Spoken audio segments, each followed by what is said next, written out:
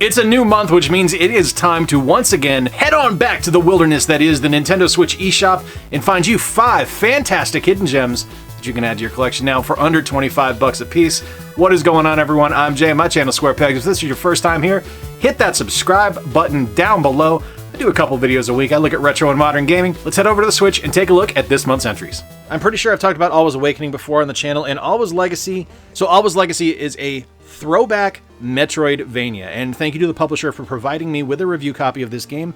My thoughts are my own. They have not been reviewed by the publisher before going live. It is wonderful. Surprise, right? I'm not going to tell you guys to buy terrible games, but Alwa's Legacy is really cool. So this is a modern take on a retro classic. This is Metroidvania down to its very core. Other than the opening level of the game, you're free to go wherever you want. You're free to go any direction you want to, completely non-linear. You're able to just explore through the world and find your own path through the game. As you play through the game, you're going to upgrade your character continuously, and all of those upgrades are completely customizable. The game is full of classic Metroidvania tropes, with hidden areas, secrets to unlock, puzzles to solve, with fantastic sound and visuals. Alwa's Legacy is an absolutely wonderful game. There's a lot of difficulty here that's just inherent to the design of the game, because it's not meant to be a cakewalk as you go through. It's a Metroidvania, right? You got to actually work at it to be successful. And it's hard. There's definitely some parts of the game that do feel a bit frustrating, but every time you play, the better I got at it and I was able to get through. I really enjoy this game. Love the sound, love the look of it. I do enjoy how many wonderful pixel art games we're getting right now. Alwa's Legacy is a fantastic Metroidvania style game that has a retro look but with modern gameplay aesthetic to it, and that is a masterful blend of gameplay look and sound. $17.99 out the door, absolutely worth picking up. Now I'm going to say right now, I may be mispronouncing this, so I apologize for that, but Tunch from Hypertrain Digital is awesome. Now, this is something that I really considered putting in my beat-em-up video from a couple of weeks ago, just because of how good it is, but I try to space out games repeating on the channel a little bit further than just a few weeks. So it is a hand-drawn game. So you guys know I'm already a sucker for that. I mentioned that when I talked about Greek in my 2D platformer video a couple days ago.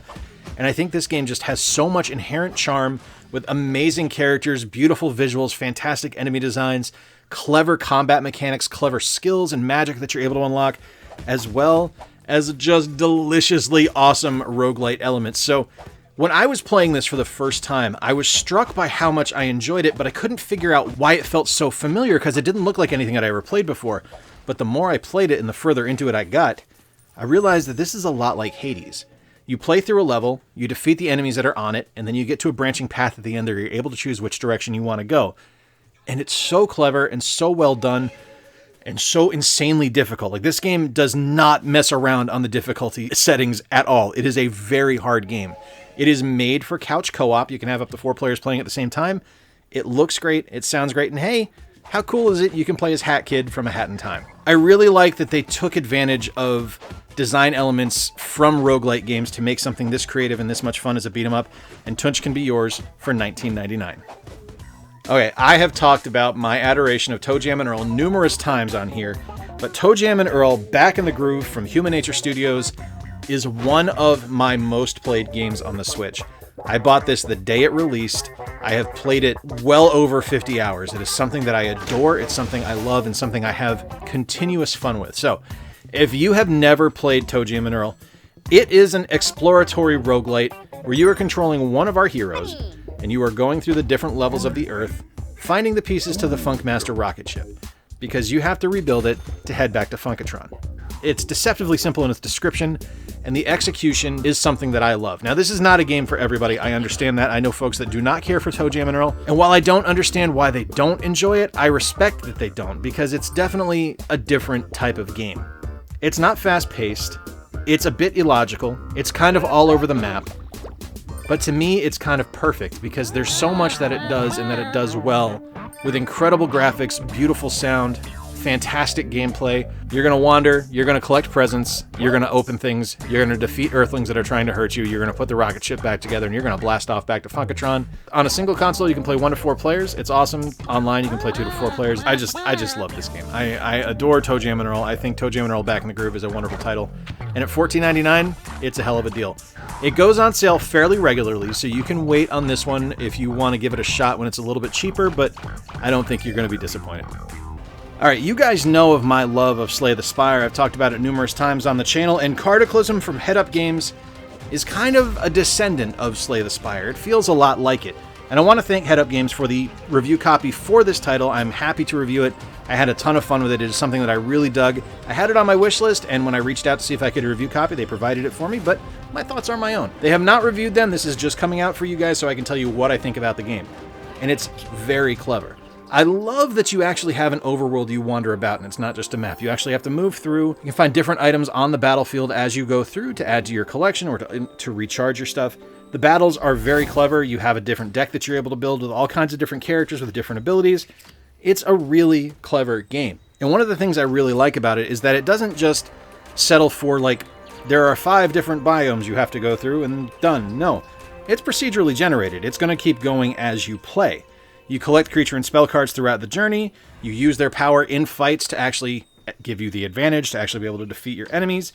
Game's world is continuously generated, so you always have something new to explore. Now, again, I like a lot of roguelites. I know that. I know I talk about them all the time on the channel, but when the roguelite genre is used this cleverly and used to your advantage to give you something new with a clever combat system, I think that's where you have a great opportunity to play something really fun.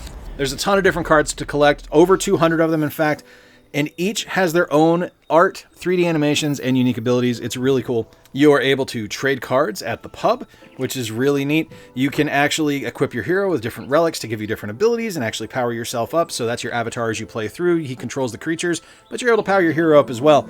And you go through and fight different bosses. There's 5 in total, so you're going to be able to go through it, but it's going to be something different every time you play. Bosses are pretty consistent, but the levels are going to change every time. It's a really fun game. I truly enjoy this. I think it is really hard to make a clever card battler when so many have been done and so many have been done well, like Slay the Spire. To really set out on your own and kind of make your own name and make your own space in a very packed genre is hard. But CARDACLYSM Shards of the Four does that. And at $14.99, it's well worth the price. All right, and finally we have Okinawa Rush from No Gravity Games, and this has to be one of the most clever platforming action beat-em-ups I've ever played. This has quite literally the best combat mechanics I've ever played in a platform. You have different attacks for every character you control. There's 3 different characters you can use. Each one has different combat abilities. Each one has different fighting styles. There are parries you're able to use. Like, it takes so much from incredible beat-em-up games, slaps it into a platformer, a very difficult platformer, mind you, and makes it just, oh my god, it's just so much fun. Like, there's so much to this game. It's a great storyline. It's told through really incredible cutscenes.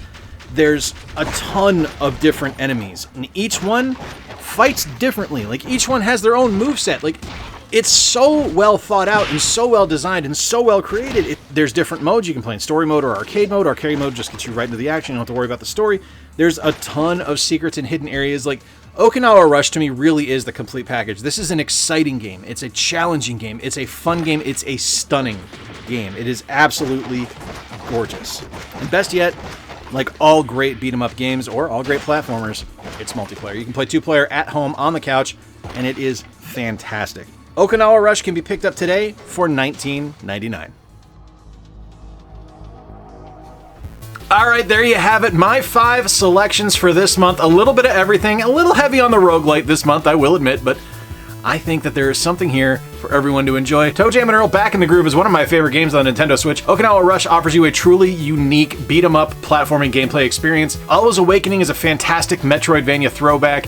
CARDACLYSM is a wonderful roguelite card battler, and Tunch is a fantastic beat-em-up roguelite akin to Hades with a wonderful hand-drawn aesthetic. Let me know in the comments down below your favorite game this month, as well as any others you think I should check out. I am always looking for suggestions because, as I said at the start, the eShop is the Wild West. There's so much stuff in that system that I am overlooking things every day. There are new releases every day, and I'm sure I am missing something. Please hit like, please subscribe down below if you are new here, you just happen to stumble across this channel, and hey, if you really dig the work I do, consider becoming a monthly Patreon sponsor like the awesome people you are seeing on screen right now. Patrons get early ad-free access to videos as well as their name in the credits for donations starting at as little as $1 a month. And if you want to help the channel more directly, you can also consider picking up some of our merchandise at squarepegsyt.com. Until next time, folks, I've been Jay. Appreciate you spending a little bit of time with me today. Check out the videos on screen right now if you want to see more hidden gem classics for the eShop that you can pick up right now. Remember to play more games, stay square, and take care. I'll talk to you soon.